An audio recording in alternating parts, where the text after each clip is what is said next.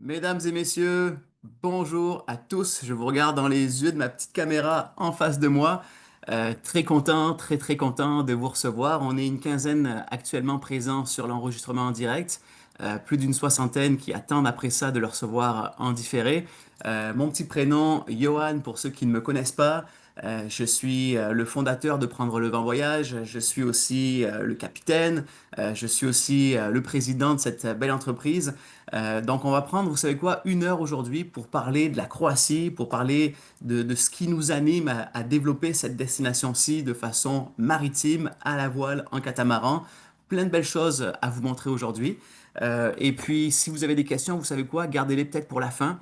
On aura en masse le temps de pouvoir y répondre. Moi, j'ai tout mon temps, hein. J'ai tout mon temps, donc je pense que la conférence devrait prendre 45 minutes, 1 heure avec les questions. Mais si vous voulez qu'on reste après ça pour entrer dans d'autres détails, franchement, ça fait grand plaisir. Juste avant, les amis, pour vraiment se mettre dans le bain et peut-être aussi tu sais, pour se donner un petit coup d'énergie, là, j'ai une question à vous poser. La Croatie, il y a plein de belles choses qui nous viennent en tête quand on y pense, mais quels sont les grands films? J'en ai quatre en tête. Les quatre grands films tournés en Croatie dans les années 2010. Donc là, je parle de la décennie 2010. S'il y en a qui ont certaines réponses ou certaines pistes, n'hésitez pas à utiliser le chat. J'ai mis après les affiches des films pour pouvoir en parler en quelques secondes. Mais quatre grands films tournés il y a entre 10 et 15 ans en sol croate et qui ont fait le tour du monde, ces films-là.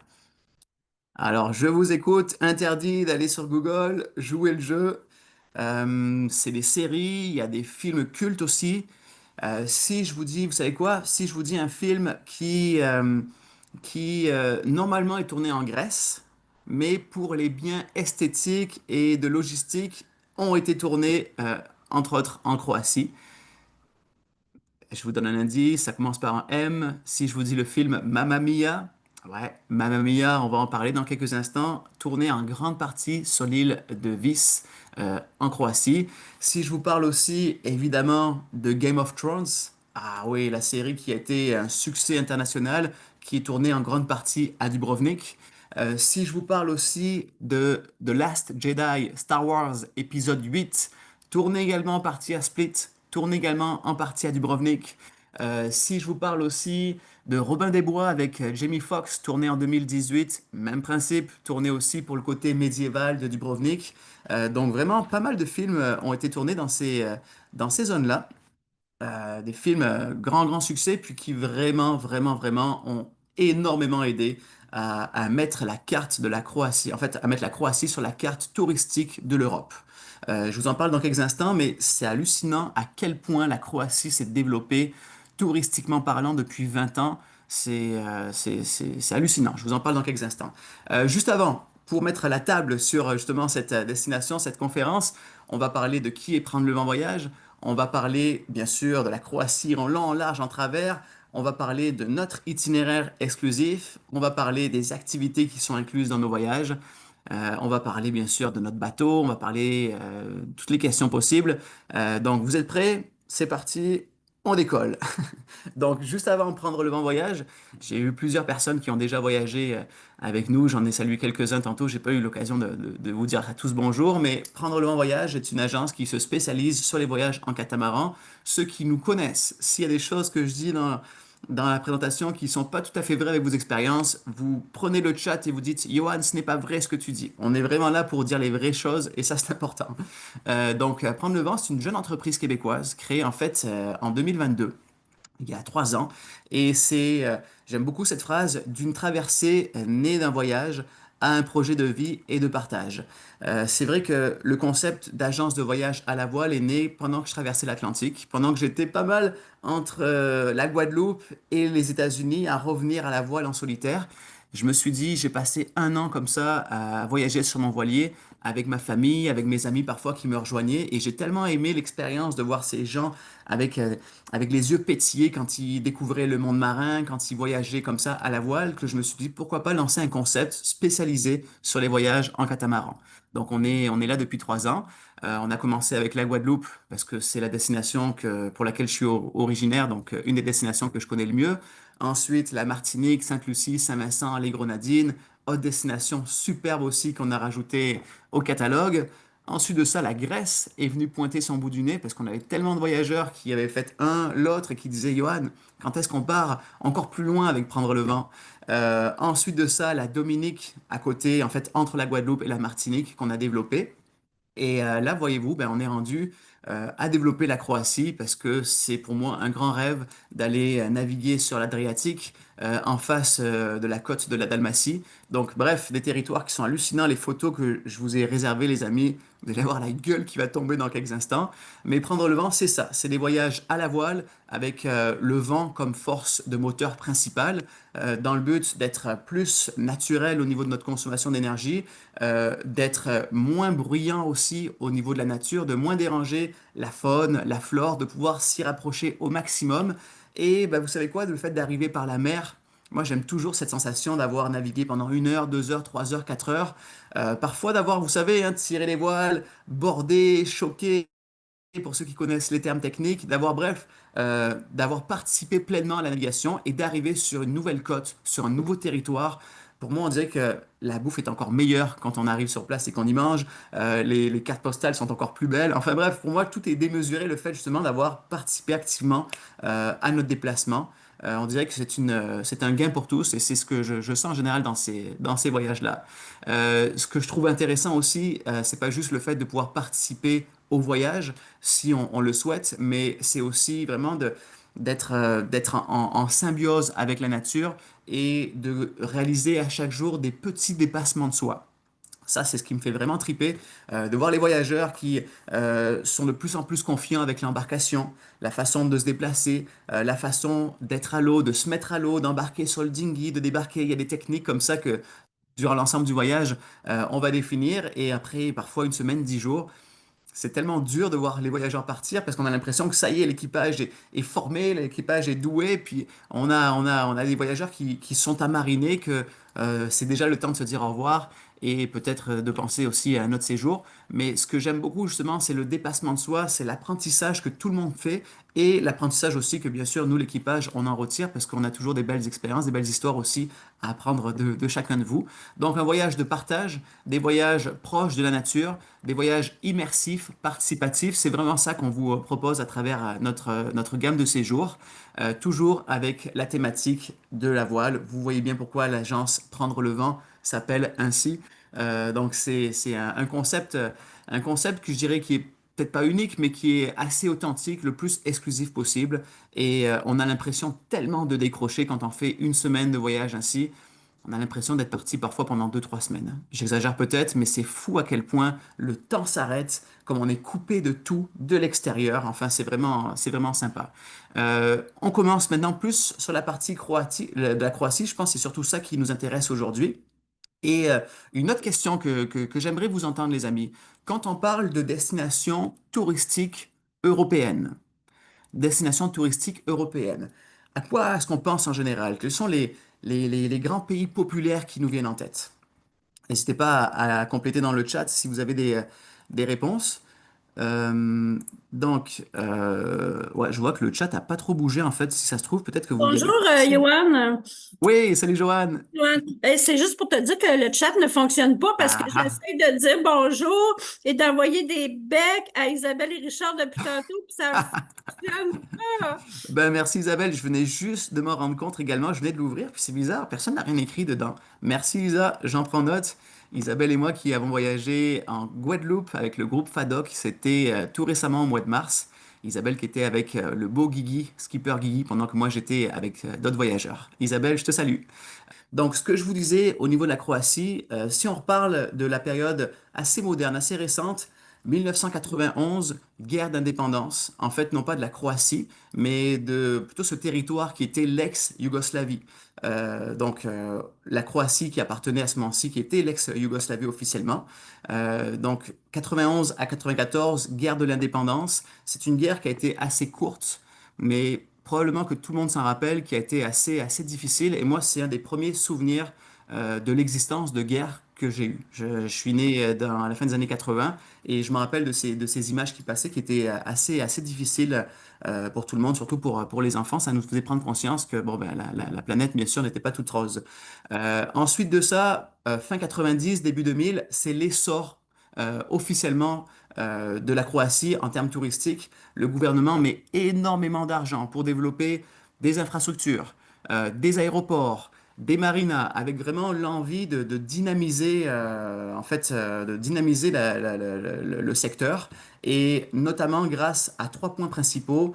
La beauté de toute la côte adriatique. Donc, la Croatie n'est pas un grand pays, hein. La Croatie, c'est seulement 550 kilomètres du nord au sud pour 350 kilomètres de l'est à l'ouest. C'est pas un énorme pays. En 6 heures de route, on le traverse du nord au sud. Donc, l'idée, c'était justement de développer le côté touristique grâce à sa côte qui est remarquable, qui est magnifique. C'était également de développer le tourisme du point de vue historique et culturel, on en parlera dans quelques instants, et de développer un tourisme authentique et sécuritaire. Les trois axes de la Croatie, c'était ça. La côte, l'histoire-culture, authentique, sécurité. Ils sont partis vraiment dans ce défi-là. Et ça a très bien marché, entre autres grâce après aux films qui, en 2010, je vous le disais tantôt, sont sortis, ont mis vraiment les projecteurs sur la destination. Et c'est comme ça que je pourrais dire que, pas tout a commencé, mais que le tourisme de masse, officiellement, tranquillement, s'est installé. Ça fait à peine 20 ans que le tourisme de masse y est installé. Comparativement à l'Italie, qui est touristique depuis, j'ai quasiment le goût de dire depuis un quart de siècle, si c'est pas plus. La France, même chose, la Grèce, bien avant ça. Donc, si on compare un petit peu le tout, on voit qu'il y a une grande différence. En termes de tourisme, 20 millions de tourisme par année. C'est pas énorme, comme je vous le disais, c'est dans le top 10, à peine en neuvième ou dixième place par rapport aux grands autres pays, pour une population seulement de 4 millions d'habitants. Donc là, c'est de faire la comparaison, de voir une petite population, un pays qui est pas si gros, pour 20 millions d'habitants, on voit que ça reste quand même assez concentré quand le tourisme est bien présent. Et c'est d'ailleurs pour ça qu'on évite les grandes zones du mois de juillet, du mois d'août qui seraient noires de monde. Je vous en parle dans quelques instants. Mais juste avant, notre voyage se tient où? Se tient sur l'archipel de Split. Split, qui donne son nom, est en fait à la région. La Croatie est divisée en 21, je dirais pas États, mais je dirais comitats, pour être vraiment avec le terme exact, 21 comitats qui divisent le pays, dont la région de Split. Split est également une ville, pas juste une région, pas juste un comitat, mais également une ville. C'est la deuxième plus grande ville de toute la Croatie, après la capitale Zagreb, vous le savez tous. Et puis Split a également donné son nom à l'archipel des îles qui est juste à côté et qui sont des îles qui, en termes d'histoire, sont millénaires, qui sont en plus assez proches les unes des autres et qui ont des beautés naturelles ouah, à couper le souffle. Je vous le dis tout de suite, vous allez voir dans quelques instants. Donc c'est pour ça que notre voyage part de cette région-ci, de l'archipel de Split. Et pourquoi d'ailleurs faire ce voyage-là? Je vous donnerai les 5 raisons principales de pourquoi faire ce voyage-là dans cette région et pourquoi en fait le faire en catamaran. Premièrement, pour le côté, je vous dirais, joyau de la Croatie. La Croatie est un joyau avec ses paysages époustouflants, avec ses eaux cristallines, avec ses conditions de navigation qui sont accessibles à tout le monde. On a des destinations, une destination qui est assez stable. Quand on parle de l'été ou du printemps, de l'automne, c'est les meilleures périodes pour naviguer sur place. C'est calme, c'est du vent qui généralement est autour de 5 à 15 nœuds. Donc parfois même on manque un petit peu de vent, ce qui n'est pas non plus mauvais pour le côté cool, relax et agréable de ce voyage-là. Mais c'est un voyage qui probablement est l'un des plus accessibles à travers notre base de voyage que j'ai cité un petit peu plus tôt. Donc proximité des îles, stabilité de la météo, température idyllique, pas trop chaude non plus, hein. On n'a pas les grosses canicules comme on peut aller avoir en Italie ou en Grèce. Le climat est un petit peu plus frais et vous verrez dans les images, c'est beaucoup plus verdoyant que la Grèce par exemple. Vous le verrez dans quelques instants. Donc des conditions qui sont parfaites pour faire de la voile. Quoi d'autre également? Une deuxième raison, parce que c'est le paradis des sports nautiques. On parle de voile, on parle de paddle, on parle d'apnée, on parle de plongée sous-marine. On parle aussi, vous savez, d'une histoire millénaire au niveau du nautisme. Les Croates, ben, si vous pensez à tout l'axe de la mer Adriatique, quand on remonte à l'époque de l'Antiquité, c'était déjà, avec les villes de Split, les villes de Dubrovnik, déjà des points centrales au niveau donc, et de l'Europe et au niveau du bassin méditerranéen. Donc d'ailleurs, les Croates ont inventé un style de bateau que l'on appelle les falkuša. les falcouchas, qui sont des anciens bateaux traditionnels de pêcheurs. Grâce à ces bateaux-là, ils pouvaient traverser jusqu'en Italie sans problème, un bateau qui pouvait même se démonter et se transporter par la suite, tiré par des chevaux, entre autres. Donc, bref, l'histoire millénaire du nautisme est importante en Croatie et on le sent même encore aujourd'hui. Une troisième raison de visiter la Croatie, la nature, c'est les paysages, c'est les randonnées, c'est l'aventure. Donc, on est très très fort au niveau de ce voyage-là sur l'aspect naturel. Et c'est peut-être quelque chose qui nous différencie beaucoup d'autres agences qui proposent ce voyage-là en Croatie à la voile. Parce qu'on va le plus possible éviter les marinas dans ce voyage. Alors, bien qu'il y a des super belles villes qu'on va visiter, on aura 2 nuitées en marina dans ce voyage-là, comparativement à d'autres agences qui vont quasiment passer chaque nuit en marina. Je trouve que ça casse un petit peu de l'authenticité. Oui, c'est intéressant, mais d'en avoir juste quelques-unes, c'est parfait. On priorise plutôt l'espace, la nature, les paysages, se réveiller au lever de soleil avec une mer plate, passer toute la journée, voir le coucher de soleil. Bon, pour moi, ça n'a pas de prix. C'est vraiment ça. C'est vraiment pour ça qu'on est en catamaran en général. Donc, c'est ce qu'on va mettre de l'avant. Et puis, bien sûr, une histoire aussi excessivement riche, une culture plusieurs fois millénaire. On a parlé de l'époque plutôt récente avec tantôt. Donc l'ex-Yougoslavie. Mais si on parle de l'époque plutôt antique, les Grecs y avaient installé leur propre territoire. On parle aussi des Romains qui s'y étaient installés. On parle des Illyriens, époque antique, il y a plus de 2000 ans, qui aussi avaient des postes dans ces îles-là et tout ça. Plus récemment, après, c'est les territoires assez puissants autour, comme je pense à la Hongrie, qui avait annexé à ce moment-ci ce territoire-là. Donc, bref, avant que la Croatie soit croate, soit Croatie elle-même, on voit vraiment un échange de culture et d'histoire qui est super marqué. Les Vénitiens aussi. D'ailleurs, tout ce qui est, oh, ça c'est hallucinant, mais tout ce qui est architecture vénitienne, on a une énorme influence autant dans les bâtiments que dans les ports, que dans les marinas. Donc ça, on le sent bien, c'est bel et bien marqué. Et je vous dirais peut-être la dernière raison pour laquelle on fait ce voyage-là dans la région de Split, en catamaran, ben, c'est pour nous permettre vraiment d'aller loin des grandes zones touristiques, découvrir des petits mouillages, généralement avoir une navigation plutôt en matinée. Vous allez le voir, on va définir le programme jour par jour. C'est plutôt des navigations en matinée, assez courtes, 2, 3, 4 heures maximum, pour ensuite dîner sur place, bien souvent à bord du bateau, et avoir du temps libre en après-midi pour profiter des installations, pour aller sur place, promener dans les villes, vous allez voir, c'est de toute beauté. Donc, ce côté tranquille, idyllique en catamaran est super intéressant. Et en termes de conditions de navigation, si on va même un petit peu plus loin, je vous parlais un petit peu du vent. Le vent, c'est plutôt un vent thermique qu'on a dans cette zone-là. Donc, un vent thermique, qu'est-ce que c'est? On va peut-être faire partie technique, mais je pense que vous allez comprendre. Le vent thermique, en fait, c'est l'échange de vent qui se crée par la différence de température. Printemps, été, automne, il fait chaud, il fait beau. Vous allez le voir dans quelques instants. On a sorti des statistiques de météo.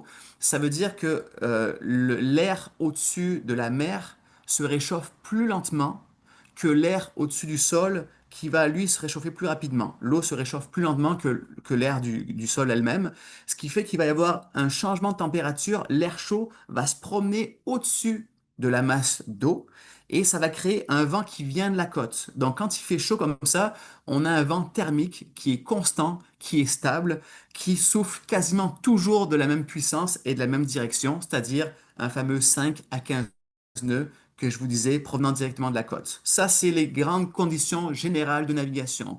Parfois, ça se forcit un petit peu plus avec le Mistral, qu'on connaît bien souvent en France, entre autres, dans le bassin méditerranéen. Ça, c'est généralement plus tôt. Le mois de février, mars, avril, j'éviterai moi personnellement d'aller en Croatie parce que ça peut être un peu plus costaud, ça peut être un peu plus frais, le Mistral peut lever. Même chose à partir du mois d'octobre, novembre, décembre, le Mistral est présent de temps en temps, hein, pas tout le temps, mais peut se présenter. Donc, mais idéal, température, vent, et bien qu'il peut y avoir des exceptions, en général, c'est pas rare qu'on ait des conditions de mer qui soient très stables. On appelle ça dans le jargon la pétole, vous savez, qu'il y a même pas de vent, que l'eau est plate, plate, plate. Et si l'eau est plate, c'est parce que il ne souffle plus depuis quand même quelques jours. Donc c'est plus ce style de conditions de mer qu'on va avoir, plate, très légère, que d'autres conditions qu'on pourrait avoir ailleurs sur la planète. pourra parler de conditions de navigation un petit peu plus tard, mais au moins ça vous donne un peu un portrait, un voyage qui est accessible à monsieur, madame, tout le monde. Pas besoin d'expérience particulière pour faire ce voyage, ça s'adresse vraiment à tous les niveaux. Date et météo. Allons dans le vif du sujet. Du 23 au 30 mai, premier départ, donc on prévoit deux départs pour 2026. 23 au 30 mai, et deuxième départ du 30 mai au 6 juin, voyage donc de 8 jours et de 7 nuits. Je vous disais qu'on évite les grandes périodes touristiques où est-ce que les Européens tombent en vacances ou les Nord-Américains également. Tout ce qui est, vous savez, à partir de la fin d'année scolaire, c'est plus achalandé à ce moment-ci. Même chose avant la reprise, fin août, etc. C'est toujours assez demandé. Donc, c'est pour ça qu'on part juste avant pour profiter d'une belle météo et les conditions qui sont idylliques également avec pas trop de monde. On a mis aussi un graphisme au niveau du soleil. Alors là, on a mis une petite barre, je vous le montre au niveau de ma souris, où sont représentés finalement nos voyages, donc fin mai, début juin. Ce qui veut dire que la lumière de jour à ce moment-là, à partir de 5h15 du matin, premier rayon de soleil, le soleil qui se couche à 20h29. Donc, c'est vraiment des belles grandes journées.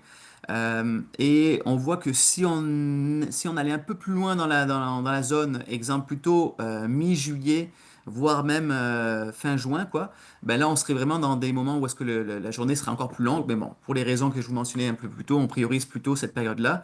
Et au contraire, à l'automne, on ne serait pas sur place en Croatie parce qu'on est déjà en Grèce pour nos voyages. Donc, on va vraiment segmenter la partie de l'Europe avec le printemps, la Croatie, et plutôt l'automne pour la Grèce, qui est aussi un super voyage qui ferait office d'une autre conférence. Maintenant, parlons de météo. Alors, parlons de température. On va encore une fois, vous savez quoi, tracer une ligne imaginaire au niveau de fin mai, début juin. Maximal, on est plutôt dans les 28 degrés le jour. Et minimal, la nuit, plutôt dans les 17 degrés. Donc franchement, c'est superbe. C'est superbe. Il faut quand même amener une petite laine dans ce voyage-là parce que le soir, 17 degrés, c'est pas si chaud que ça, on s'entend.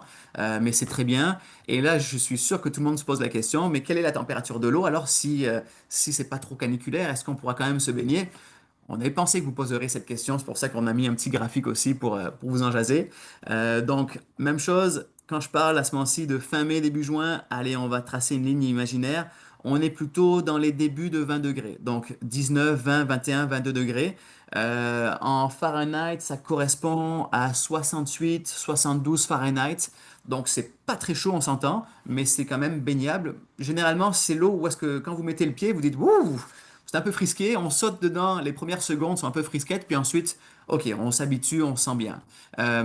Par contre, si on y reste, exemple, une heure ou deux, là, ça serait assez frais, certain. Pour ceux qui sont des amateurs de snorkeling, vous savez, de tout ce qui est apnée, palme, mastuba, peut-être avoir une petite combinaison légère si vous prévoyez partir une bonne demi-heure, mais si c'est juste un plouf, un rafraîchissement, on y est très très bien. Au mois de septembre, évidemment, la température serait un peu plus chaude parce que l'été viendrait réchauffer à la mer Adriatique. On parlerait d'un 2-3 degrés de plus, mais on est quand même dans ces mêmes zones, on pourrait dire, pour faire un petit jeu de mots. Donc voilà pour ce qui est de la température. Maintenant, au niveau de la carte. Alors, vous savez quoi, je pense que, ouais, on est rendu là. Au niveau de la carte, officiellement, l'itinéraire du voyage. On commence le séjour dans la région de Split. Donc, vous voyez, toute la Croatie, c'est ce qu'on voit ici, hein. Je suis en train de la tracer avec ma petite souris. Je vous disais un maximum de 350 km est-ouest pour un 550 km nord-sud. C'est un pays, en fait, qui est pas très grand, hein. Il est 2 fois plus grand que la Belgique. Et pourtant, il a 2 fois moins de population que la Belgique. Donc, c'est pas énorme. Je vous disais 4 millions d'habitants tantôt. C'est vraiment, en fait, c'est à peine la population de la grande île de Montréal, tout simplement. On peut la comparer à ça. L'itinéraire, allez, c'est parti. On commence dans la région de Split. L'aéroport de Split se trouve plus ou moins au niveau de ma souris, donc juste à côté de la ville de Trogir. Donc, on est dans la région de Split, mais on commence officiellement le voyage dans la ville de Trogir, dans la marina du même nom. Et on va dès lors prendre notre bateau pour, dès la première journée, aller s'installer au niveau de Jolta, passer une nuit sur place, on y revient, et ensuite le lendemain faire une autre navigation pour aller sur Vis, une nuit à Vis, ensuite le lendemain rester sur l'île de Vis, mais dans la ville de Komiša, passer une nuit sur place, une autre navigation vers les îles Pakléni qui sont incroyables, de toute beauté, on en parle dans quelques instants. Juste en face, c'est la fameuse ville chic de Hvar, que l'on prononce avec le petit H avant, hein, Hvar. C'est important pour eux. Ils comprendront pas si on dit juste la ville de Var. Donc le H est muet dans notre langue, mais en croate, Var, en un petit H légèrement prononcé. Ensuite, autre navigation vers la ville de Brač, dans la ville de Bol, exactement. Et dernière navigation jusqu'à Krušika pour s'installer et ensuite Trogir, y revenir. Donc on commence à Trogir et on finalise le voyage après 8 jours à Trogir. Les distances, vous savez quoi? On va peut-être faire une petite parenthèse dès maintenant. Les plus longues distances, c'est celles que je suis en train de souligner ici même, de Cholta à Vis, de Kamisha vers Pakleni et de Bol à Krušika. Donc c'est environ des 20 000 nautiques de distance. Vous voyez, on a mis un petit tableau ici. Donc 20 000, c'est environ 4 heures de navigation si on fait une moyenne de 6 nœuds de vitesse. Donc quand on fait un nœud à l'heure, ça veut dire qu'on fait 1 000 marins en 1 heure. Donc si on fait du 6 nœuds de vitesse, ça veut dire du 6 000 à l'heure. Donc faisons le calcul, 20 000 divisé par 6, grosso modo 4 heures. Vous avez le temps de lever l'ancre, de se mettre face au vent, de hisser la grand voile avec votre aide si ça vous dit, de prendre notre allure et tout. Grosso modo, on fait un 20 000 en 4 heures. Donc, vous voyez, les distances sont quand même assez courtes. 4 heures maximale, c'est pas mal la durée maximale de nos navigations quotidiennes. Et si on additionne toutes ces données, ça totalise 100 et quelques mille, 102, 103 000 nautiques. Donc, moi, j'aime bien me demander quelle est la distance en moyenne quotidienne. Je prends 100 000, je divise par 8 jours. Ça nous fait une douzaine de mille nautiques par jour en moyenne. Des journées, évidemment, beaucoup plus grandes que d'autres, mais en moyenne 12 000, c'est-à-dire 2 heures si vous vous rappelez le calcul qu'on vient de faire. Donc, grosso modo, 2 heures de navigation quotidienne si on se trace une petite moyenne. Donc, voici pour la carte. On y reviendra à la fin de la présentation, mais vous savez quoi maintenant? Ce qu'on pourrait faire, c'est aller jour par jour pour vraiment aller voir le programme. Le programme a été encore envoyé à personne. Vous êtes les premiers à le voir, à l'analyser, donc je suis très content pour ça. Ce programme-là, par contre, Joanne, oui, Johan? j'aurais une question, mais est-ce que tu préfères qu'on les pose à la fin ou comment Oui, tu veux procéder? Oui, oui, à s'il te la plaît, fin? Johan, OK. garde-les comme ça, je garde tout mon élan, puis je suis sûr que soit j'y réponds pendant, ou au pire, à la fin, définitivement, je t'oublie pas, Johan. Merci. C'est une bonne question. Une bonne question pour garder une question à la fin. Donc, ouais, ce que je vous disais, c'est qu'on définit le programme jour par jour. C'est un programme que l'on a créé avec notre équipe locale aussi sur place, l'équipe avec laquelle on loue le bateau. Donc, on n'est pas propriétaire de l'embarcation. On va louer le bateau pour la période à laquelle on va faire nos croisières. Et à travers ça, on va réaliser nos différents forfaits. Le fait de le louer comme ça sur 2 semaines nous permet aussi d'avoir des bons prix, de négocier des prix à la baisse et ainsi de suite. Donc, le bateau, je vous en parle dans quelques instants. C'est un superbe bateau. J'ai déjà hâte d'être à cette portion-ci. Mais en fait, vous arrivez, le plus simple, c'est d'arriver à la ville donc, de Split, ou en tout cas à l'aéroport de Split, de prendre un taxi. Et le voyage commence officiellement le jour 1, donc soit le 23 mai, soit le 30 mai selon la date, à 17 heures. Donc j'ai la forte impression que les voyageurs vont profiter d'arriver avant ou de repartir plus tard pour visiter la Croatie. C'est personnellement moi ce que je ferais également, de pouvoir ajouter quelques nuitées terrestres, ça serait vraiment incroyable. Et d'ailleurs, vous savez quoi, on est en train de travailler justement pour proposer un séjour optionnel avant ou en fin de voyage. Donc ça vous permettrait de pouvoir arriver à Zagreb, de prendre votre propre vol et arriver à Zagreb, de vous proposer un autotour, c'est-à-dire d'avoir quelques hébergements de réservés, pourquoi pas avec un transfert de proposer, ça serait proposé en option. Comme ça, vous aurez le choix de le prendre en l'ajoutant à la croisière ou tout simplement d'y aller librement et de nous retrouver directement à 17 heures la journée 1 de notre voyage. Briefing de sécurité, départ en fin d'après-midi, c'est toujours important pour prendre le vent, vous savez quoi, de quitter la marina dès la première soirée. Je trouve que ça fait toute une différence. Ça nous permet vraiment déjà de nous acclimater, d'avoir le pied marin, d'avoir un bon premier souper à bord, pourquoi pas de pouvoir même déjà faire un premier plouf, d'avoir une nuit sur l'eau, même si la mer est calme, ne serait-ce qu'au moins juste pour sentir ce léger ballottement et dès le lendemain, pour notre navigation de 4 heures, d'être déjà en bonne partie à mariner. Donc c'est ce qu'on fait dans chacun de nos voyages. Ce qui veut dire que souper et nuit à bord directement à Cholta. Après une courte navigation, on sera au mouillage à ce moment-ci. Et le lendemain, on commence plus officiellement avec encore des très très belles choses, c'est-à-dire 4 heures de navigation, on le disait un petit peu plus tôt, c'est ce qu'on voit d'ailleurs écrit un petit bas, en bas à gauche. Départ pour la ville de Vis, pour l'île et la ville de Vis. On a 4 repas qui seront libres dans ce voyage-là. Donc 4 repas, c'est-à-dire 2 dîners et 2 soupers. Je vous dirai exactement où est-ce qu'il se situe. Mes premiers dîners libres en ville, généralement, on va mouiller dans la baie ou directement à proximité de la ville pour, avec le dinghy, débarquer tranquillement sur place, soit sur un ponton, soit directement sur la plage, et avoir un petit peu de temps libre pour dîner au restaurant.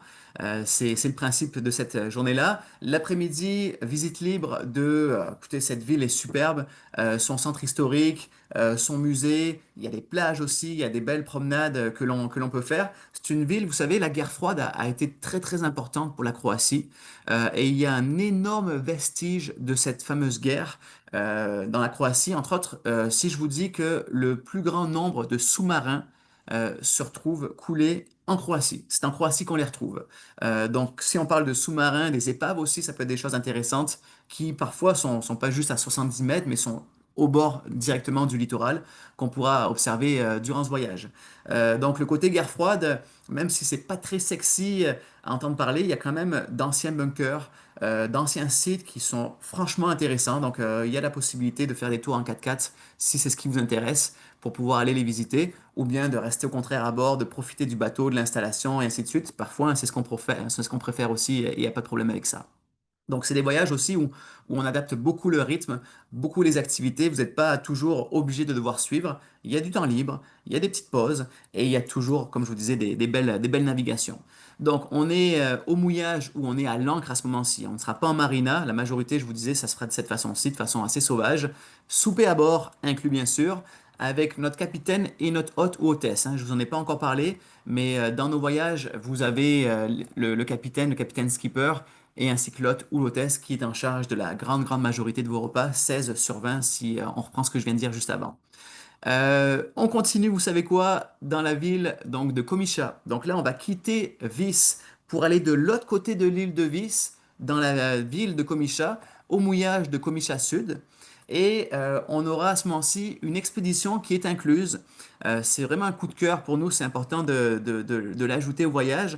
C'est un bateau-taxi qui vient nous chercher pour l'heure du lunch ou juste avant, aux alentours de 11 heures, qui nous transfère sur l'île voisine. Et en fait, franchement, il faut connaître, hein, parce que l'emplacement est assez caché. La place n'est pas énorme pour y rentrer. Il faudra probablement se baisser un petit peu. Et entre 11 heures et 1 heure, il y a un spectacle, le faisceau lumineux, qui vient illuminer cette zone-là, qui donne une couleur hallucinante, exactement ce que l'on voit dans la photo. Donc, activité qui est incluse.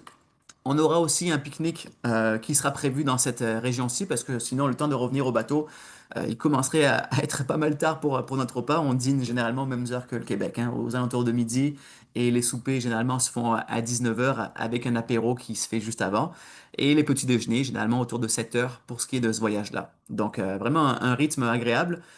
On essaye pas trop de souper, de dîner à l'européenne parce que sinon à 13 heures, à 20 heures, on serait mort de faim pour nous Québécois. Mais ouais, tout de même, les repas qui sont quasiment à nos mêmes heures. Ce que je vous disais donc, on est de retour après à Comicha et on aura la possibilité, si vous voulez, de faire une promenade, de faire une découverte de la structure militaire que je vous parlais un petit peu plus tôt, hein. On est encore sur l'île de Vis. On n'a pas changé d'île encore actuellement. Alors, le jour 4, super belle journée, probablement l'une des plus belles. Petit déjeuner, on part vers 8h30 vers les îles Paklenì. Et ces îles-là, écoutez, il y a peu de mots pour les décrire. C'est un archipel de petites îles, vous voyez, qui sont toutes proches les unes des autres, qui sont juste en face de la ville de Hvar, Hvar, je vous le disais tantôt. Donc on va passer en fait 24 heures dans ce petit paradis, selon l'achalandage, parce que c'est pas nous, on ne sera pas les seuls à aller dans cette zone-ci, même si au printemps, c'est pas encore très touristique. Il y aura probablement quelques dizaines de bateaux autour de nous qui auront également l'envie d'aller visiter ce territoire-là. Donc, selon l'achalandage, on ira dans une de ces baies-là pour cette première journée aux îles Paklenì. Dîner à bord, on a une navigation de quasiment 4 heures pour s'y rendre. Et après-midi vraiment consacré à la visite, à la détente. Vous savez, c'est pas un territoire qui est très vallonné, hein. La Croatie, c'est dans cette région ici même de la Dalmatie, c'est à peine 300 mètres maximal au niveau des hauts plateaux. Donc dès qu'on parle de promenade et de randonnée, juste pour vous rassurer, c'est pas des promenades qui nécessitent des bâtons de marche, c'est pas des promenades qui sont trop difficiles. On pourrait la comparer un petit peu, pour ceux qui ont déjà visité la Guadeloupe avec nous, aux randonnées qu'on fait dans l'île Les Cabris, au sommet de l'île à une trentaine de minutes de marche. Ça peut ressembler un petit peu à ça en termes de difficulté. Donc c'est parfait pour vraiment, pour quand même le sentir son corps travailler, mais on parle pas d'une randonnée d'une journée complète. Donc bref, balade côtière, initiation à l'apnée, les paddles aussi. Vous aurez 2 paddles à bord qui sont inclus dans chacun de nos voyages. On se les prête, évidemment, c'est toujours agréable de pouvoir s'y promener. Et là, dans mon souvenir, je sais pas pourquoi, mais je vois Anne qui, avec sa pagaie, se promène au Saintes. Ah ouais, j'ai des très belles photos, un très beau témoignage, Anne. Un petit clin d'œil pour toi actuellement. Le souper à bord en fin de journée et nuitée aux îles Pakléni. Terrible, terrible dans le bon sens, bien sûr, c'est un des moments forts du voyage. Tellement que on a décidé le lendemain de changer de place, de changer de territoire, mais de rester sur les îles Pakléni pour poursuivre tout simplement les découvertes de la veille. Donc on change de place et on va entre autres également s'installer à la marina de Palmisjana, qui est une des 2 marinas qu'on aura durant notre voyage. Euh, et l'idée, en fait, c'est plutôt que de venir s'installer dans la région de Var, ici même, où est-ce qu'on peut le voir, c'est un peu le bordel, excusez-moi l'expression, mais c'est un peu la guerre pour trouver une place. C'est un peu compliqué. On va s'installer dans la marina qui est juste pas mal dans cette zone-ci, hein, un peu plus à droite de Massouri. Et l'idée, en fait, c'est de prendre un bateau-taxi qui est également inclus dans le voyage pour, si ça nous tente, de visiter l'après-midi de la journée 5, la ville de Hvar, eh ben, d'y aller de cette façon-ci. Donc, on y va tous ensemble pour ceux qui souhaitent assister à visiter cette région-ci. On a une partie d'après-midi libre. On aura notre souper libre également dans un des restaurants de la ville. Donc, on fera une proposition. Ceux qui veulent venir manger avec nous viendront à ce moment-ci. Ceux qui veulent aussi rester à Pakléni, c'est une possibilité. Il y a plusieurs restaurants dans le coin qui peuvent être intéressants. Le fait également d'être à la marina, cette portion-ci du voyage nous permet aussi de ravitailler en eau si jamais il nous manque d'eau durant le séjour. Donc c'est pile à la moitié du voyage, c'est parfait pour la suite. Et vous savez quoi? Ah, j'ai quelque chose d'intéressant à vous montrer. Je pense que ça risque de vous intéresser. Quand on parle de marina, je vais vous montrer à quoi ressemble la marina de Pamigiana. C'est une marina quand même qui peut contenir 180 bateaux, hein. Donc vous voyez, c'est quand même pas une petite marina. Et ce qu'on voit autour de nous ici même, ben, c'est les îles Pakléni, avec la ville de Var qu'on voit un petit peu par là dans une des images qui était passée tantôt. Donc on est dans cette zone très touristique, il faut quand même se le dire au niveau du tourisme, mais qui est accessible uniquement par les voiliers et par les bateaux-taxis. Donc ça, c'est vraiment cool. En fait, la majorité des îles que je vous parle actuellement, eh ben, c'est ça, c'est des îles qui n'ont pas d'aéroport, sauf exception, hein. La seule exception, c'est l'île de Brač, avec la ville de Bol. Celle-ci a un aéroport national, mais toutes les autres sont uniquement accessibles que par voilier, que par bateau. C'est pour ça qu'on y est également, pour s'éloigner de toute cette zone touristique. Donc bref, c'est la ville chic. Il faut absolument la voir, la ville glamour. C'est les yachts à plusieurs millions. Je trouve ça intéressant quand même de se promener dans ces marinas et de voir un peu l'atmosphère, la richesse qui émane de ces territoires-là. On va retourner après le soir en bateau-taxi donc à la marina, retrouver notre embarcation. Les bateaux-taxis jusqu'à 2 heures du matin, il y en a un à chaque 30 minutes. Donc on aura en masse l'occasion de retrouver le nôtre et de toute façon on l'aura aussi nolisé pour nous. Et le lendemain, départ pour 4 heures de navigation, pour une super belle navigation, encore une fois, vers l'île de Brač, avec la ville de Bol.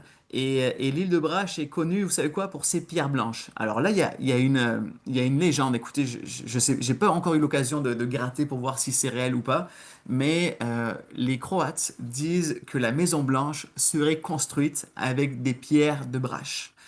Dur à dire si c'est vrai ou pas. Ce qu'on est sûr, c'est que Venise, la ville de Venise, est a énormément aimé justement ces pierres-là et beaucoup de ces bâtiments en sont construits avec. Même chose avec également plusieurs cathédrales qu'on retrouve entre autres à Split. Donc c'est intéressant. En passant, la religion, c'est le christianisme. Tout comme nous, la grande population à 90 et quelques pourcents, ce n'est pas orthodoxe comme d'autres anciennes colonies de l'ex-URSS qui sont autour. On parle au contraire plutôt de christianisme. Donc c'est intéressant de faire la petite parenthèse. Donc on arrive à Bol, mouillage sur place, mouillage encore une fois naturel, soit à l'encre ou bien directement au mooring. L'encre, bon, vous imaginez ce que c'est, hein, c'est dans le fond de l'eau et qui nous permet de stabiliser notre bateau grâce à la touée, c'est-à-dire à toute la chaîne et à l'encre qu'on aura mis, qui généralement, si vous voulez une petite, un petit moyen mémotechnique, généralement on met 5 fois plus de chaîne qu'on a de hauteur d'eau. Donc si on a 2 mètres de profondeur au niveau de notre catamaran, hein, les catamarans ont des petites quilles, des quillons qui permettent de se rapprocher au bord beaucoup plus près que les voiliers qui, eux, ont des quilles parfois de 6 pieds.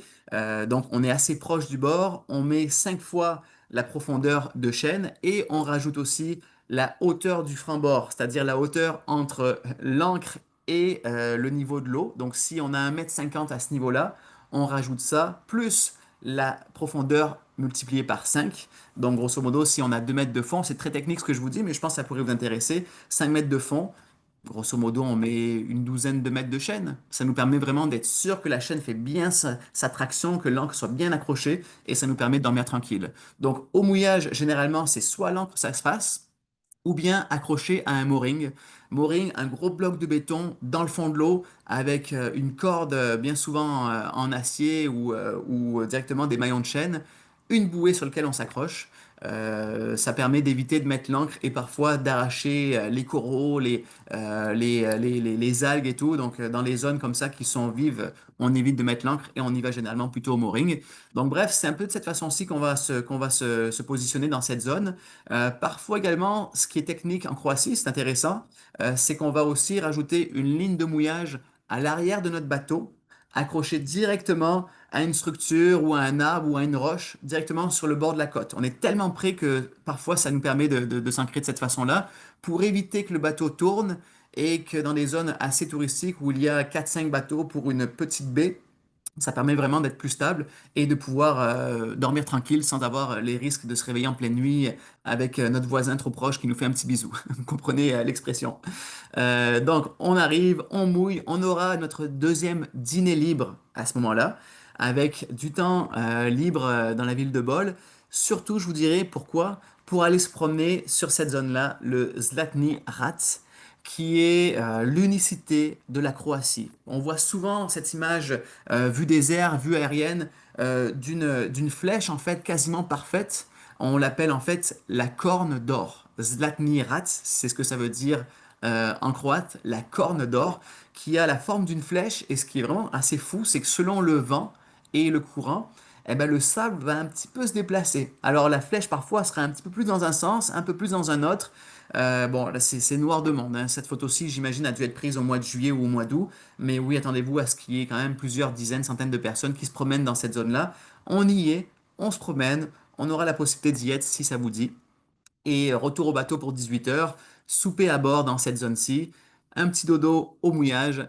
Et le lendemain, donc jour 7, départ de Bol, petit déjeuner tranquille sur place, départ vers 8 heures, encore une fois pour une superbe navigation. Et éventuellement aider de nos moteurs si jamais les conditions de vent ne sont pas assez suffisantes pour nous permettre de pouvoir avancer juste avec la force du vent. C'est toujours ce qu'on va se prioriser, mais quand même, on a envie d'avancer plutôt que de passer 12 heures sur l'eau à se regarder dans le blanc des yeux, hein, évidemment. Donc, on mettra juste, vous savez quoi, parfois juste un moteur sur deux pour être capable de nous donner une petite poussée et de pouvoir rajouter un 2 nœuds supplémentaires aux 3-4 nœuds que le vent peut nous permettre si le vent est un petit peu trop faible. Généralement, 6 nœuds, je vous disais, c'est notre vitesse de croisière. On arrive à Krušika, le dîner à bord, et là, on est, en fait, c'est plus une baie, hein, Krušika, donc dans une baie, grande baie, discrète, on oublie tout le côté jet set, chic qu'on avait vu un petit peu plus tôt, et là, encore une fois, c'est parfait pour pour les palmes, Masuba, pour le paddle, pour aller même se promener sur la côte, puis faire du vélo. Il y a un centre de location à proximité. On peut marcher aussi dans un sentier entouré de pinèdes. Je vous en ai pas parlé, mais la Croatie est très très fort également sur tout ce qui est des régions viticoles. Le vin, c'est une de leurs grandes spécialités. Je pense par exemple au Zinfandel.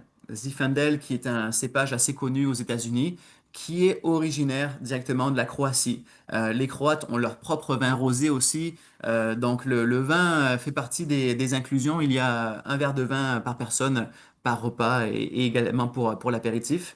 Et puis ceux qui ne boivent pas de vin, vous me le dites d'avance. Et puis je vais essayer de vous prévoir une petite boisson locale, pourquoi pas, pour non plus ne pas vous mettre sur le banc de touche à ce moment-là. Donc oui, vous me le dites, puis je m'arrange pour ça. Donc après-midi, temps libre, vraiment on flâne, on est hors des sentiers battus, on est relax, on profite également de ce moment-là juste pour être dans le moment présent. Et ensuite de ça, retour vers la marina de Trogir pour y passer notre deuxième nuit. Marina de Trogir, deuxième nuit en marina et pouvoir souper directement le soir à la marina, être tranquille, être à quai. Et le lendemain, donc journée quand même qui va être assez courte par rapport au fait que le débarquement doit se faire à 8h30 pour tout simplement récupérer le bateau et la logistique suivante, soit du prochain groupe ou bien de remettre les clés au centre de location. Donc voilà pour ce qui est de ce détail de journée. Donc un voyage assez chargé, vous l'avez vu, assez complet avec des courtes navigations, mais même si quand même navigation, vous avez vu qu'il y en a quand même pas mal, 100 000 au total, ça peut correspondre à la distance de navigation avec la Guadeloupe, encore une fois, pour ceux qui ont déjà fait ce voyage-là. Si vous avez déjà fait plutôt, par contre, la Martinique, Sainte-Lucie, Saint-Vincent et le Grenadine, on parle plutôt d'un 250 000 nautiques au total sur un 10 jours. Donc, beaucoup moins de distance dans celui-ci si vous le comparez avec Martinique-Grenadine. Entre autres, Amandine, cette valeur sera pour toi. Donc, je vous remets la carte du voyage. Maintenant, vous savez quoi, avant de prendre vos questions, peut-être juste rajouter quelques petites spécificités. Entre autres, le nombre de repas, on en parlait un petit peu plus tôt, 16 sur 20. Ça permet aussi des fois de sortir du bateau, puis d'aller dans une taverne typiquement croate, d'aller dans un petit resto, d'aller tester la nourriture locale. On mange bien en Croatie, hein. D'ailleurs, sur le bateau, c'est un peu ce qu'on va aussi mettre de l'avant. Quand on est en Croatie, qu'on est plutôt sur la côte adriatique, vous savez, on va beaucoup manger de poisson. C'est plus style méditerranéen, style un peu italien. Poisson, huile d'olive, grillade, pieuvre, ça peut un peu nous faire penser aussi à la Grèce. Quand on est au contraire plutôt dans le centre de la Croatie, si vous arrivez plus tôt et que vous en profitez pour faire une petite extension, on parle plutôt de nourriture un peu style Europe de l'Est, c'est-à-dire goulash, vous savez, des plats mijotés, de la viande en sauce, c'est très bon, des pommes de terre, un peu plus continental et plus côtier si on est dans cette zone-ci, ce qu'on va surtout prioriser dans le menu pour ce qui est de notre côté. Donc, 16 repas sur 20. Et si on fait peut-être un petit résumé rapide des activités possibles à faire, j'aime beaucoup cette phrase d'ailleurs, attendez, je vais tasser un peu les vidéos, mais embarquer pour un voyage à la voile, où la magie des paysages enchanteurs rencontre l'exaltation de l'aventure et la richesse des découvertes culturelles. Ça va exactement dans la mentalité de la Croatie qui voulait développer une destination pour son côté historique, culturel, pour son côté joyau du littoral et pour son côté richesse et sécurité et authenticité. Donc on reprend un peu cette même base que les Croates avaient voulu lancer début des années 2000 pour restimuler tout le tourisme. Donc quand on parle d'activité, eh ben, c'est sûr que c'est un voyage qui est très fort au niveau des découvertes urbaines, des petites villes millénaires, loin des sentiers touristiques tout de même. Mais vous savez quoi, on va les revoir, dont entre autres la ville de Hvar, ici même à gauche, juste en face des îles Pakléni, que l'on rejoindra donc comme je vous disais en bateau taxi. Donc, si on commence avec la ville de Vis, pour commencer, donc ouais, cette photo-là, j'imagine un peu vivre dans ces alentours là, avec l'eau tout autour de la péninsule. Ouais, ça doit être assez splendide. On voit qu'il n'y a pas trop de vent ici même, hein. On voit d'ailleurs que ce catamaran-là a juste mis sa grand voile. Il a déployé au complet, hein. Il n'a pas réduit, il n'a pas pris de riz pour ceux qui connaissent ces jargons. Et d'ailleurs, je vois qu'il a même laissé ses défenses ici sur le côté. Donc probablement qu'il devait être accosté à un quai, à une marina, et que soit il fait juste un petit saut de puce, ou bien que ce sont des amateurs qui ont carrément oublié d'enlever leur défense. Ça peut être l'un ou l'autre, on ne le saura jamais. Mais la ville de Vis, très sympa. La ville de Komiša aussi, de l'autre côté de l'île de Vis, piétonne, ruelle médiévale. Je parlais récemment avec mon amie Monique, qui est allée plusieurs fois en Croatie, et qui me dit ce qu'elle adore, elle, c'est les vieilles roches, mais plutôt, je vous dirais, de l'époque médiévale. On est moins dans l'Antiquité, comme c'est le cas de la Grèce, on est plus dans la période médiévale, donc la période des Romains, entre autres, et tout, donc un peu plus récente dans l'histoire. Mais ouais, l'histoire, les roches, ça parle par soi-même. Quand on parle de belle ville aussi, la ville de Hvar, donc avec les îles Pakléni juste en face, on aura un petit peu de temps libre, comme je vous disais, avec les bateaux qui sont toujours un peu entassés, un peu un peu la jungle dans cette région-ci. Mais bon, ça nous touchera beaucoup moins. Nous, on est dans cette belle petite marina, qui d'ailleurs est juste ici. On la découvre ici avec quelques bateaux. Ouais. Voilà, on parle aussi de la ville de Bol, qui est très très sympa avec Zlatni Rat, qui est juste à côté qu'on aura la chance de découvrir. Donc, on est fort sur la découverte urbaine des petites villes comme ça. On est très très fort aussi dans ce voyage-là sur les sites naturels, comme je vous disais. On essaye d'éviter au maximum les marinas pour être vraiment dans les beaux petits mouillages.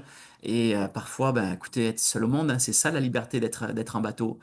Donc, quand on parle de zone naturelle, on parle bien sûr de la Grotte Bleue. D'ailleurs, ouais, c'est la photo que je voulais vous montrer. L'entrée est pas énorme, hein, vous voyez, faut pas être grand. On pourrait y aller aussi en dinghy avec notre propre bateau pneumatique, mais on va quand même prendre plutôt un local pour profiter aussi des explications, de l'histoire et être là vraiment à la à la parfaite période, quoi. Quand on parle de nature aussi, bon, j'en reviendrai pas une seconde fois, mais les îles Pakléni, voilà quoi, ça se passe de commentaires. On aura 24 heures, une après-midi et une matinée complète dans cette région-là. Et Zlatnirat, donc voilà, qui d'ailleurs, regardez bien cette photo-ci, hein. Sur la photo de droite, on voit clairement qu'il y a une petite courbe vers la droite, tandis que dans la photo de gauche, la courbe est plutôt légèrement sur la droite, voire peut-être plutôt rectiligne. Donc, quand je vous disais que ce site est vivant, eh ben voici, on en a la preuve en direct. Des belles petites promenades qui peuvent se faire aussi juste dans l'arrière-pays pour voir une vue aérienne. Enfin, c'est vraiment sympa. Les mouillages sauvages extraordinaires. Donc, ça, c'est quelque chose qu'on priorise une fois de plus. Et donc, on parlait de ville, on parlait de nature, on parlait de superbes promenades, de super randonnées. Je vous en parlais un petit peu plus tôt. Accessible, facile. Je vous dirais, c'est pas un voyage qui demande une condition spéciale. Il faut tout simplement avoir une condition physique normale, je pourrais vous dire.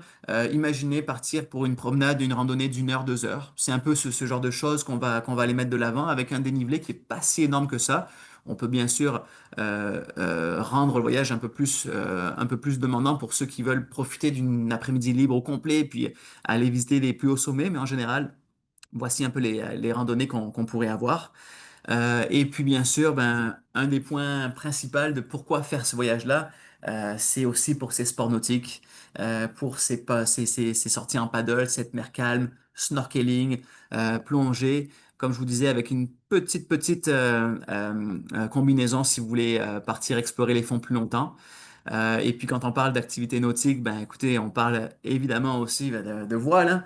Donc on a des photos de nos anciens voyageurs ici même que je salue. Marie à gauche, Wallace, Lisa qui ont fait nos voyages dans les Antilles. Donc, vous avez toujours la possibilité de vous impliquer vraiment à votre façon. Vous pouvez très bien rester tranquille, observer, tendre l'oreille, ça peut être intéressant, tout comme vous pouvez très bien prendre la barre.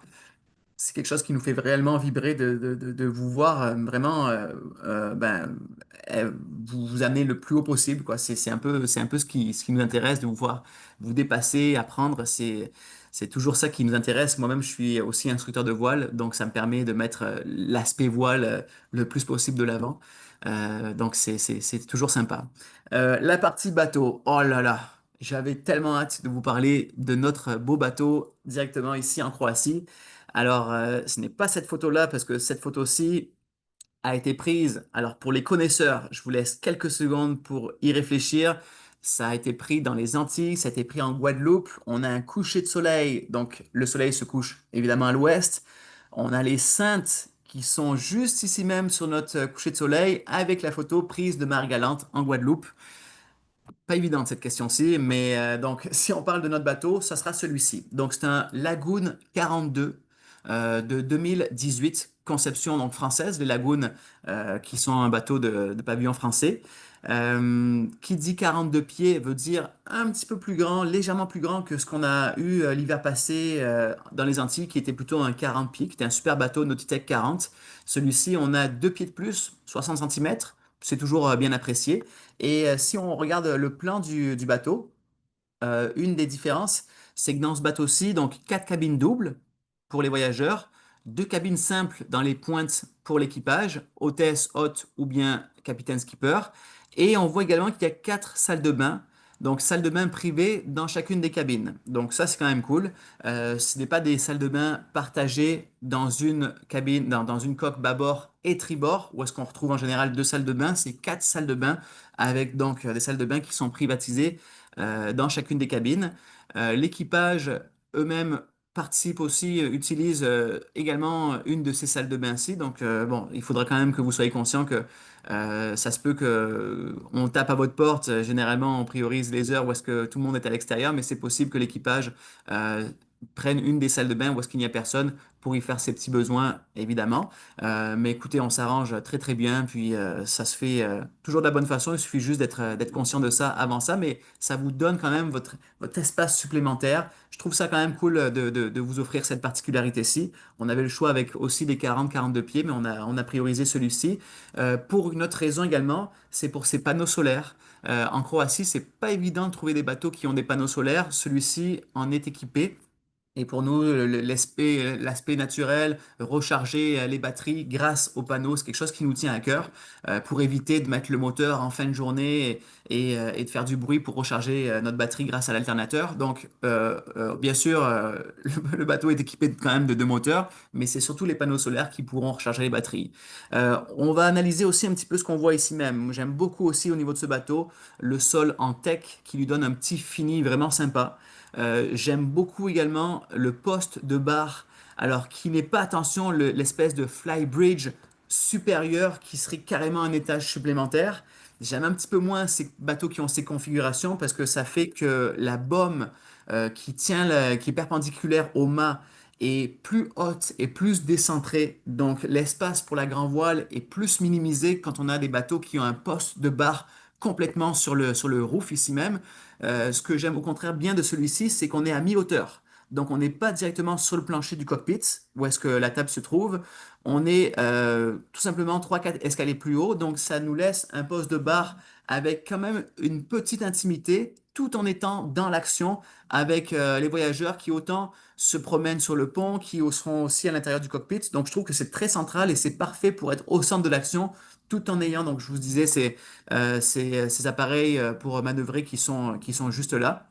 Franchement, j'adore. Donc, l'aspect voileux du lagoon est conservé grâce à cette espèce de flybridge d'entre-deux. Ça, c'est les bateaux que j'ai eu l'occasion de conduire et qui avaient ça, j'ai beaucoup aimé. Entre autres aussi pour la visibilité, on est 2 mètres au-dessus de l'eau. Donc, ça nous permet dans les marinas d'avoir une facilité dans les manœuvres. Également de voir les bouées, tout ça, ce qui s'en vient avec un peu plus de hauteur, donc un peu plus de facilité. Donc, un bateau assez intéressant. La cuisine aussi, je la trouve quand même assez belle, assez spacieuse. Notre hôte ou hôtesse pourra se mettre à ce moment-ci dans cette zone pour faire ses repas. Il y a de la place en masse également à l'intérieur. Même si, bon, je vous avoue que bien souvent, hein, l'espace cuisine, à part pour cuisiner, il n'y a pas grand-chose qui se passe. On est surtout à vivre à l'extérieur. C'est le cas pour nos voyages et surtout que quand on est en Croatie, la pluie est assez rare dans cette période de l'année, hein. Mai, juin, ça peut arriver, comme je vous disais, que ça bouge un petit peu plus avec un vent à Mistral qui peut être présent une journée ou deux, mais généralement, c'est des belles journées de soleil, puis c'est pour ça qu'on fait ce voyage-là. Les cabines, superbes, franchement, rien à dire. Là, on est dans une cabine avant. Donc, juste de l'autre côté, c'est les pointes donc, du capitaine ou de l'hôte ou de l'hôtesse. Donc, on a une belle délimitation tout de même avec une belle structure, une belle paroi. On a également une belle fenestration. Bon, et les cabines avant et arrière ont quasiment la même taille, hein. Vous avez vu que le bateau est assez unique. Je crois qu'il y a peut-être un 5-10 cm de plus sur la cabine arrière, mais c'est à peine, ouais, c'est à peine, c'est à peine pointable, quoi. Donc, quatre cabines quasiment identiques. Voilà, donc je sais que vous avez beaucoup de questions. En tout cas, j'espère que vous en avez. Mais juste avant de les prendre, peut-être juste revenir avec les deux dates et avec aussi la partie technique du voyage. En termes de prix, c'est un voyage pour un 8 jours qui serait à 3195 $ canadiens par personne. 3195 $ canadiens.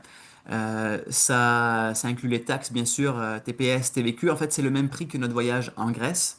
Les bateaux, le coût de la vie est sensiblement similaire. Donc, la cotation est très, il ressemble beaucoup.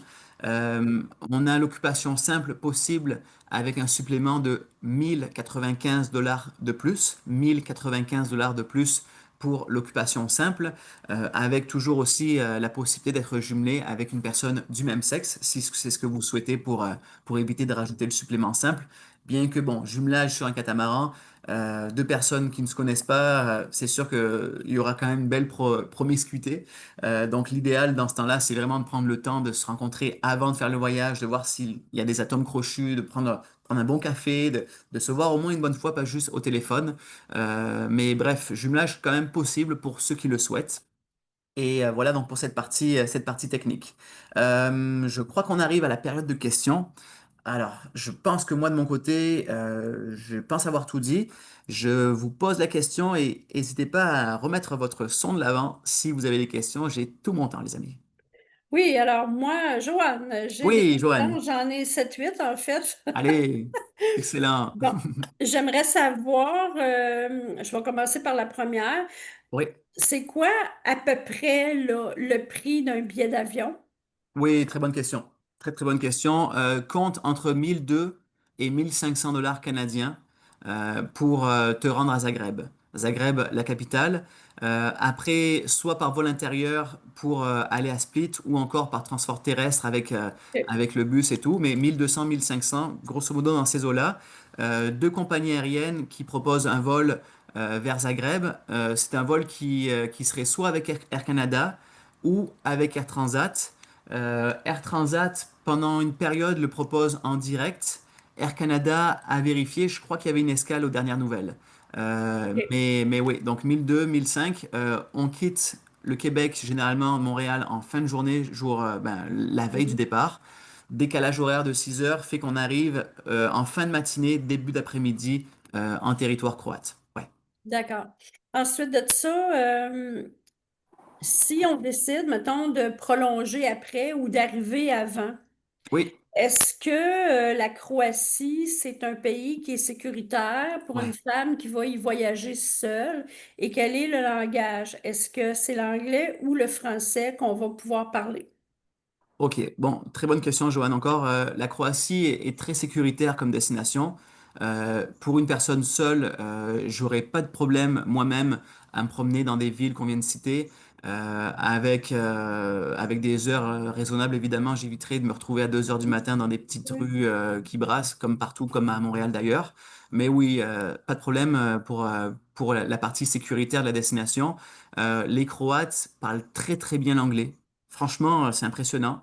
Le français, euh, c'est pas encore ça. C'est pas encore ça, bien que, bon, il y a beaucoup de marins qui, grâce au fait que les marins français eux-mêmes ont de la misère avec le français, dans les marinas, souvent les aides vont posséder cette langue grâce au fait que les voyageurs français, les marins français parlent peu la langue. Donc ça permet à la langue française, pas juste en Croatie, mais un peu partout, hein, autant aux Canaries, au Cap-Vert que dans tout ce qui est des grands ports comme ça accessibles par des marins, ben, la langue française généralement est au moins comprise, mais je te dirais, reste surtout sur l'anglais pour la majorité du voyage parce que le français reste quand même un peu plus rare dans ces zones-là. Ouais. D'accord. J'achève. Ensuite Pas de de ça, stress. par rapport au snorkeling, Oui, est-ce qu'il y a beaucoup de poissons à voir? Est-ce que ça ressemble un peu à la Guadeloupe? Et non, l'autre question en lien avec les excursions, c'est ouais. quand on va mouiller et qu'on est libre, est-ce qu'on a le temps d'aller visiter les fameux lacs de Plitva ou si c'est vraiment trop loin? Ok, donc le lac de Plevice, je pense que tu parles. Non, les fameux lacs de Plitva avec les cascades, là, Ouais, c'est comme super connu en ouais, Croatie. Ouais.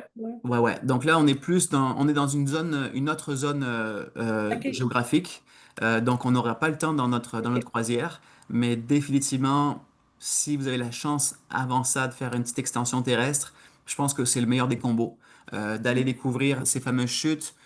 J'ai aussi le parc de Plevice en tête qui est superbe, la ville de Dubrovnik. Pouah, incroyable. Donc, je pense que la portion terrestre en Croatie s'y prête bien. On est en train de travailler, hein, comme je te disais tantôt, Johan, Ouais. sur un itinéraire optionnel.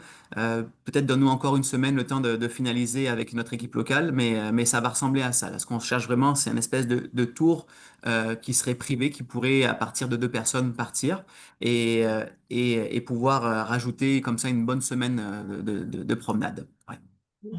Puis le snorkeling, Ouais. qu'est-ce qu'on voit? Ça ressemble-tu à la Guadeloupe? Ouais, c'est dur hein, de battre la Guadeloupe, c'est dur de battre les Grenadines, Sainte-Lucie, Saint-Vincent. Non, ça sera pas aussi beau. La mer Adriatique, c'est une mer qui est plus froide, donc moins de poissons colorés, moins de coraux. L'eau reste quand même translucide, turquoise, mais non, c'est autant dans les Antilles, si on fait la comparaison, c'est les territoires qui sont volcaniques. Donc c'est très fertile au niveau des coraux, c'est des territoires aussi qui tombent rapidement avec des grandes profondeurs, donc il y a souvent des espèces de tombants qui vont se créer où est-ce que la vie, les sédiments vont remonter, donc la vie va se créer autour et tout, ça va être génial. Là, on est plutôt au territoire Méditerranée, Adriatique, donc avec des fonds qui sont un peu plus plats, qui vont tranquillement redescendre. Euh, Correct, mais non, ça sera pas un voyage OK. où est-ce que on fera de la plongée sous-marine pour aller voir des poissons tropicaux à chaque jour. Malheureusement, on est dans autre chose à ce niveau-là. Mais Ouais. ça vaut quand même la peine qu'on apporte notre propre tuba et masque. Ben, moi, je pense que oui. On fournit toujours quatre paires à bord.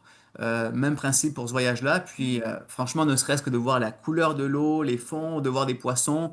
On parle de sard, on parle de petites dorades, on parle de petites sardines aussi. C'est sympa. Quelques plus gros aussi, mais moins colorés. Donc, ouais, moi, je suis persuadé que vous trouverez votre compte, mais avec des attentes juste un peu plus basses que ce qu'on a eu la chance de découvrir.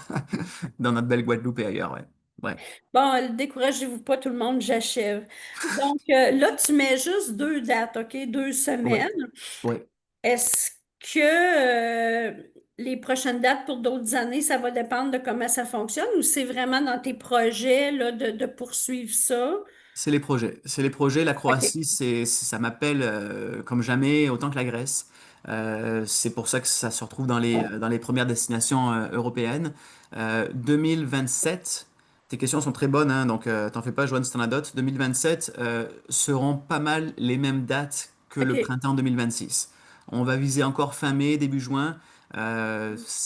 C'est parfait autant pour chez nous que, tu sais, au Québec, la température est quand même belle, mais c'est pas encore l'été officiellement. Autant là-bas, c'est parfait parce que c'est l'été, mais pas encore trop touristique. Donc, c'est l'espèce de juste milieu qu'on aime beaucoup. Donc, 2027 sera aussi très similaire.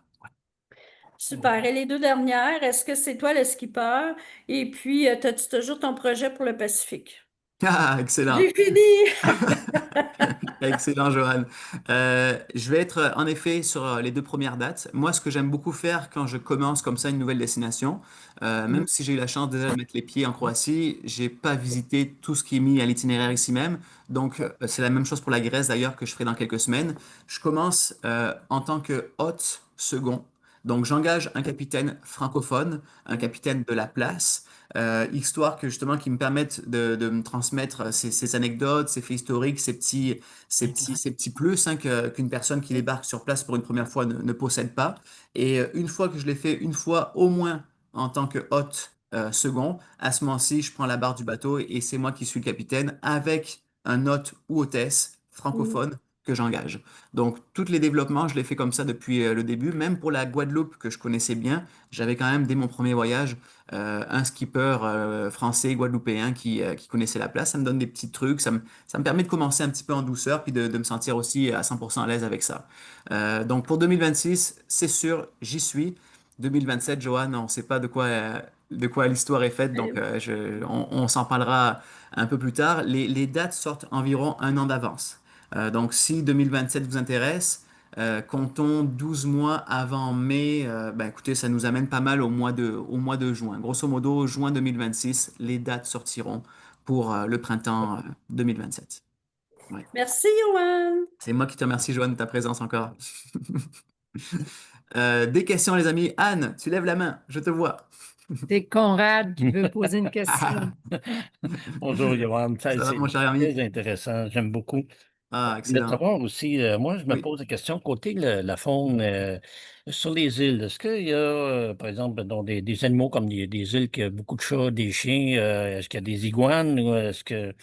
Et puis, Bon, on retrouvera toujours les chats aussi un peu dans la même logique que la Grèce.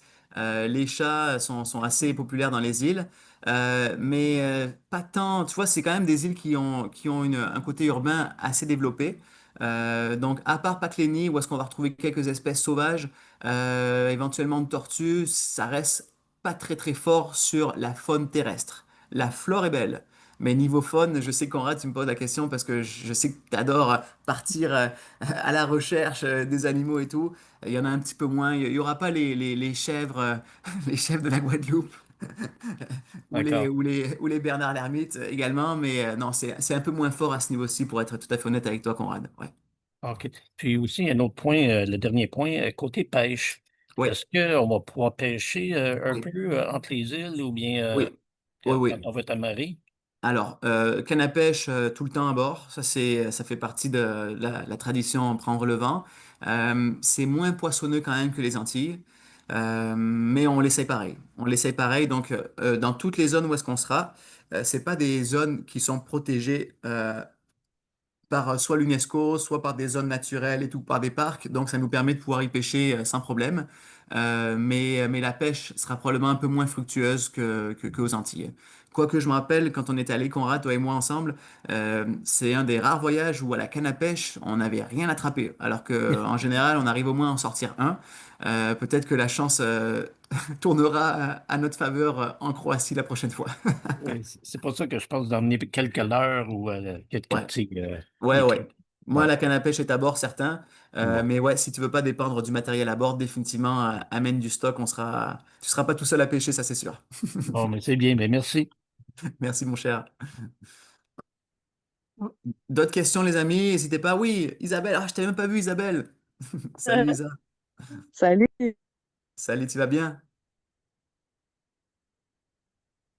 Alors là, OK. Ah, je ouais, suis parfait. là. OK. OK. On t'entend très bien. Euh, oui, ça va bien et toi? Merci beaucoup, oui. Ouais, je suis arrivée un petit peu en retard parce qu'on était au téléphone, là, désolée. Est-ce Pas de qu'il est stress. enregistré? Est-ce qu'on va pouvoir le Ouais, recevoir? OK, parfait. ouais, ouais. Ma question, c'est, comme tu as juste deux dates, tu sais, nous, on aime bien faire un groupe, notre gang, si tu veux. Ça va être difficile, j'imagine, avec juste deux dates, de faire huit d'une même gang. C'est sûrement plus difficile. Bon, ça peut très bien se faire, le bateau en tout cas s'y prête bien. Là, c'est sûr qu'officiellement, vous êtes les premiers à connaître les dates. Elles viennent juste d'être OK. lancées. Je vais attendre quelques jours avant d'envoyer l'infolettre à tout le monde. Donc, ça laisse au Mm. moins le temps aux 80 présents ou qui recevront l'enregistrement de pouvoir lever la main avant toute chose. Mais je pense que ça pourrait en effet aller vite. J'ai OK. quelques personnes qui m'en parlent depuis quelques temps, que j'ai aussi mis sur une petite base de données qui recevront l'information. Après, rien n'empêche de nous liser une date complète. Est-ce qu'il y aura un troisième départ? Ça, honnêtement, Isa, je peux pas non plus l'assurer parce que ça dépend aussi de la disponibilité du bateau. Ça OK. dépend de la disponibilité aussi de l'équipage. Bon, moi, perso disponible, pas de problème, mais trouver un hôte, une hôtesse et tout. Donc, deux dates garanties à coup sûr. Si vous posez la question, on est sûr de Mm. partir. Dès la première inscription, les voyages sont garantis. Si tu as un groupe sérieux, Isabelle, on s'en reparle, puis tu pourras me demander à ce moment-ci de mettre une date de côté, au moins le temps de finaliser l'intérêt. On pourra les mettre de OK. côté. Même chose pour vous, hein, mesdames, messieurs qui nous entendez. J'aime pas trop mettre cette espèce de pression de suite à une conférence, Non. de vite payer tout ça, mais j'aime au moins laisser la possibilité de prendre votre intérêt en note, de pré-bloquer une place, le temps. qu'on fasse retomber un petit peu la poussière sur tout ça, qu'on pense à ces projets de voyage et ensuite on s'en parle dans les jours qui suivent. Si vous confirmez, c'est un dépôt de 600 dollars canadiens à l'inscription, 600 dollars canadiens. La formule ne change pas. Le solde final serait payable 60 jours avant le voyage. Donc 2 mois avant le départ, solde final. Si vous payez par carte de crédit, c'est possible. Comptez une majoration de 3% qui sont les frais PayPal, les frais de carte de crédit. Mais 3195 dollars seraient payables par chèque ou virement Interac. Et Isabelle, pour reprendre aussi ta question, il y a possibilité de faire un groupe privé.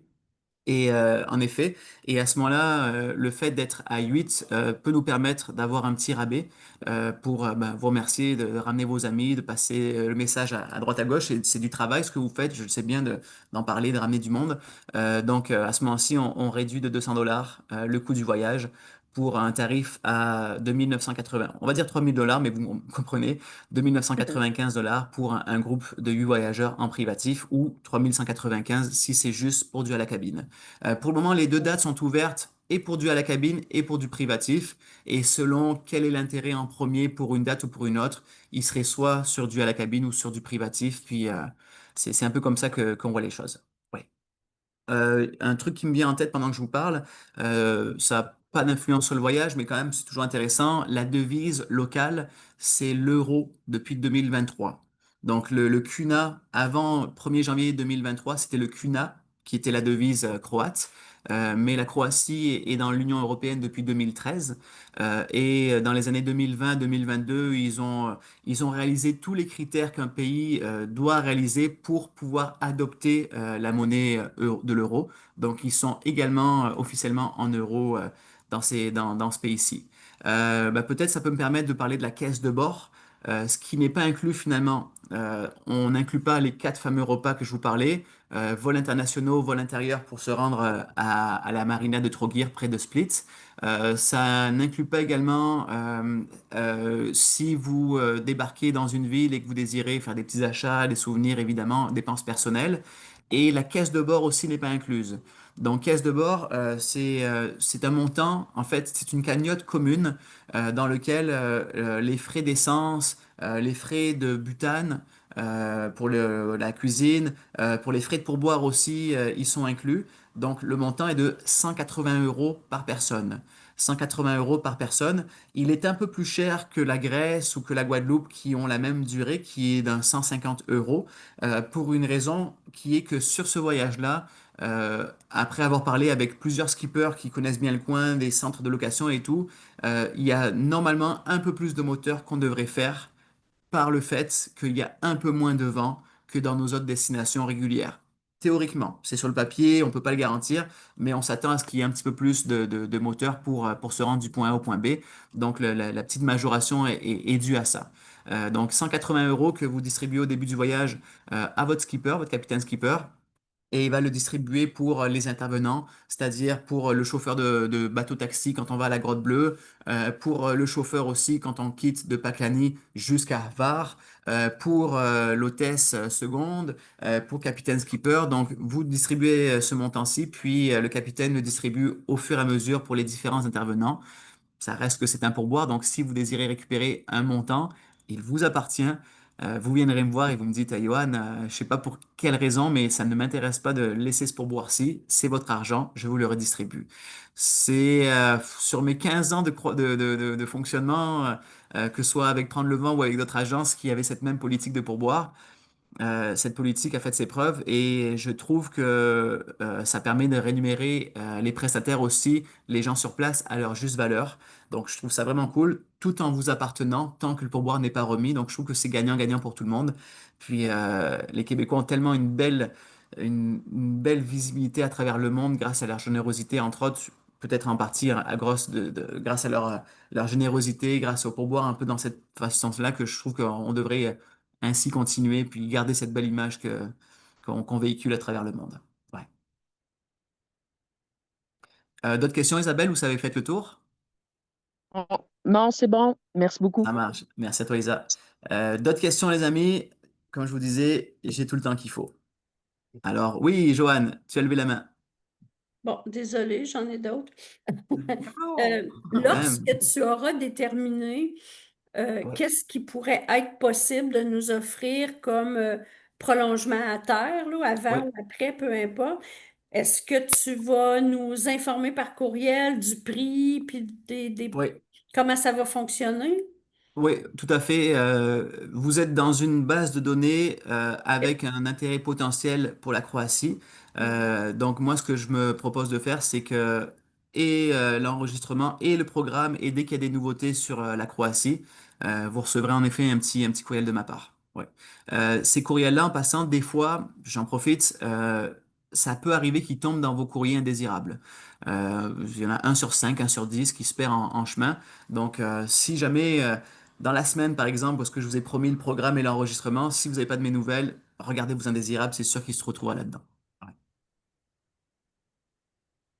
Donnez-moi encore une semaine ou deux avant que je vous revienne avec les options possibles terrestres. Ouais. Définitivement, c'est une de nos priorités de développement également. Ouais. Merci, Joanne.